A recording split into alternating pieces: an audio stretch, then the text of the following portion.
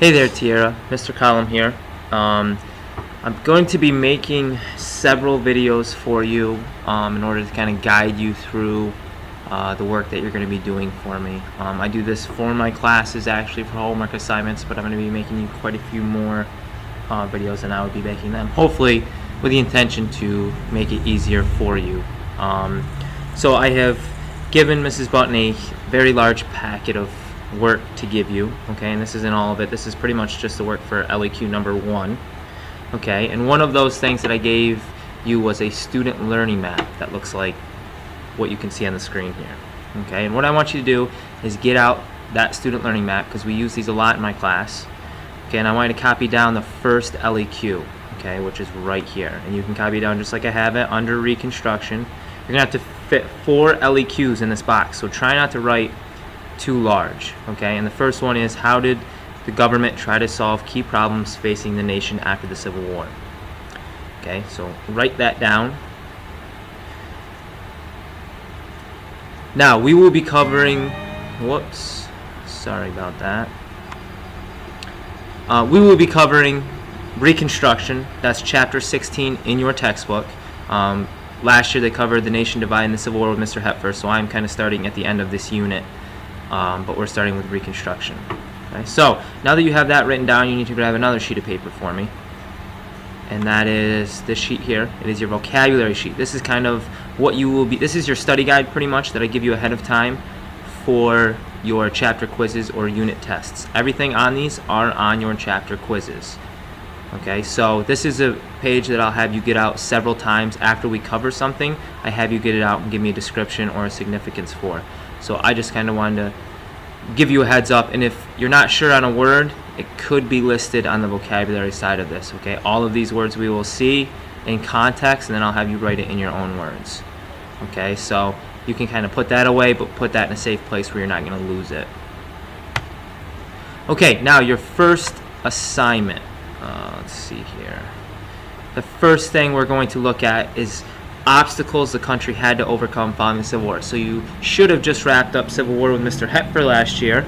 Okay, so there's going to be some obstacles that the country faces because of Civil War. Okay, so you should have a worksheet that looks like this. It's blank.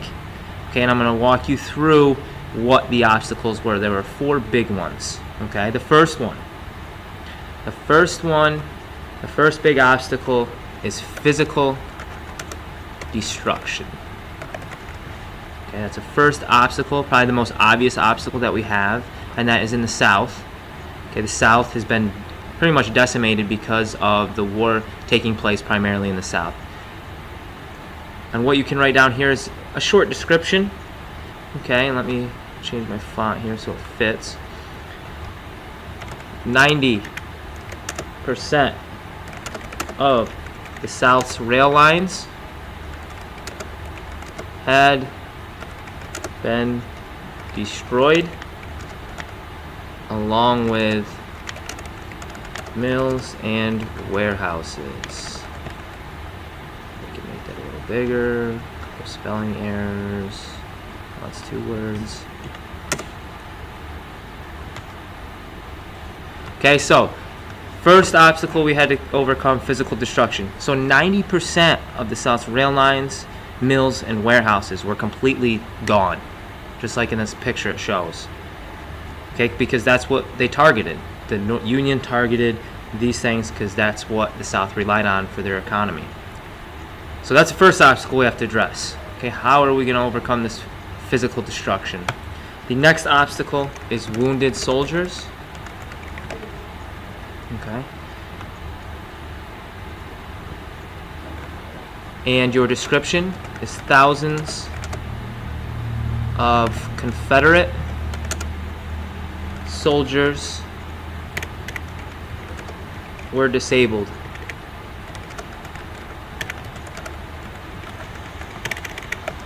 because of their wounds.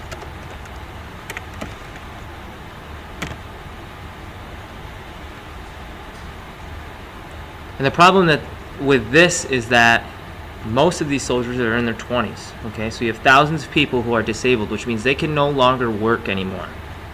Okay, so they're 20 years old and they can't work the rest of their life because maybe they have no legs or maybe they're missing an arm. Okay, and during this time period, women relied on the men to work. Women didn't go out into the workforce like they do today. So this would be a huge obstacle that we had to address. How are we going to still provide resources and money for these families where the men cannot work? The next obstacle is displaced freedmen. And freedmen are newly freed African Americans. Okay, so what's the description here? Nearly 4 million freedmen would be landless, jobless, and have no education. Huge problem. Okay, we freed slaves. That's a great thing with the 13th Amendment. The problem is we freed slaves. They have nowhere to live. They have no money. They have no job. Most importantly, they don't have no education. You can't get a job if you can't read or write. Okay, so what are we going to do with these 4 million people that we've given freedom to? And the last and probably the biggest obstacle is reuniting of the North and the South. We have to reunite both sides in order to get things accomplished. They've been at war, killing each other for the last 4 years. Okay, and this is more of a question, but how are you to reunite two sides that have been trying to kill each other for the last 4 years? Okay, huge obstacle. These two sides have been trying to kill each other, and now you want them to be friends and work together as one. That's a huge obstacle. Okay, so these are your 4 big obstacles that you have following the Civil War that you need to address. Okay, now the assignment that your assignment for this looks like this. Okay, so we just finished discussing the 4 biggest problems the country was facing following the Civil War. Imagine that you were living during this time period and the government has made an announcement that they'll give $10,000 to whoever can come up with the best plan for how the U.S. can overcome one of the 4 obstacles. Your plan will be presented in a poster format. In your plan, you need to give which of the 4 obstacles you are addressing, and you need to give a short description of what your plan is. After that, you need to list any barriers that you see being presented with your plan, such as funding issues and how you plan to address those issues. The last thing you need to come up with in your plan is a slogan that best represents your plan. Now, since you are selling your plan to the government, okay, and you don't kind of disregard the rest of it because that was kind of a competition between the class. But the requirements. So what you're going to do here is I gave you a blank piece of printer paper. Is you are going to choose one of those 4 obstacles that I just talked about, and you're going to act like you were living during this time period. The president has come to you and has asked you to come up with a plan for how we can solve one of those barriers. Okay, so the first step is you need to pick one of the 4. Okay, then you're going to come up with a plan. What are we going to do to address this obstacle? Okay, so if I pick physical destruction, how are we going to rebuild the South? You need to come up with a plan. Okay, so your requirements clearly include which of the 4 obstacles. So on the back, just write at the top which one, whether it's physical destruction, wounded soldiers, displaced freedmen, just write that across the top.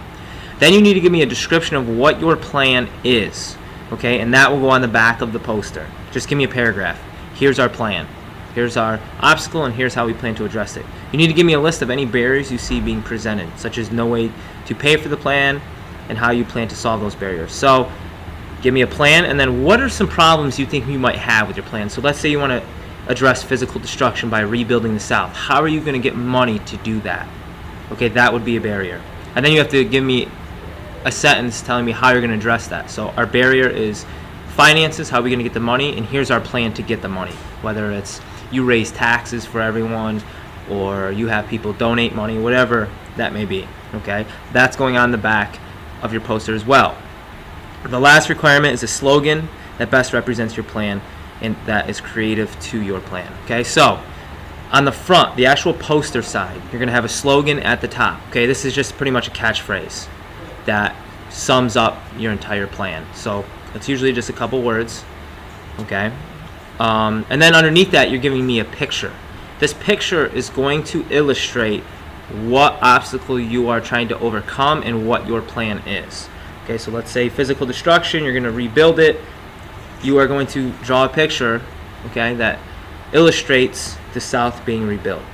Okay, so down here, if we look at the rubric, use of class time, obviously that's not going to apply to you, but required elements, that's all these things in bold, they all have to be there.